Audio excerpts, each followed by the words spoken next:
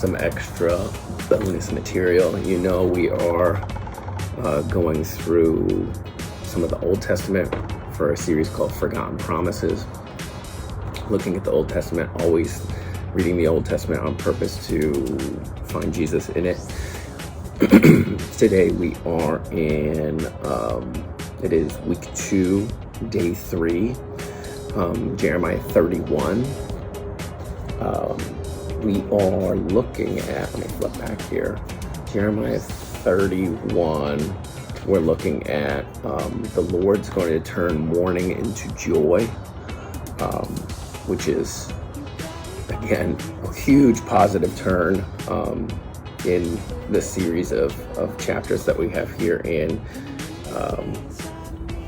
Jeremiah. There's hope and restoration. There's going to be a new covenant. This new covenant, you can also read, is word for word. The writer of Hebrews uses this to explain Jesus as the high priest and the better covenant. So let me read starting in verse 33 of chapter 31. For this is the covenant that I will make with the house of Israel after those days, declares the Lord. I will put my law within them. I will write it on their hearts, and I will be their God, and they shall be my people. And no longer shall each one teach his neighbor and each his brother, saying, know the Lord, for they shall all know me. That's amazing. From the least to the greatest, declares the Lord, for I will forgive their iniquity and I will remember their sin no more.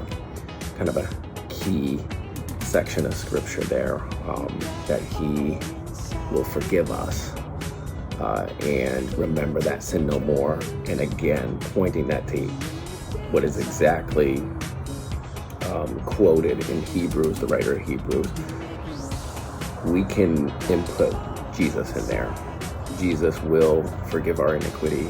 He's done that on the cross and remembers that sin no more. So if anything, feel some encouragement today for that as you dig into what would be kind of more difficult scripture in the Old Testament. Try and read it with a lens of pointing to Jesus, and trying those little cross references become super important when they're quoted, because your Bible is a hot link text, the first ever, with hundreds of thousands of hot links back and forth. So stay sharp.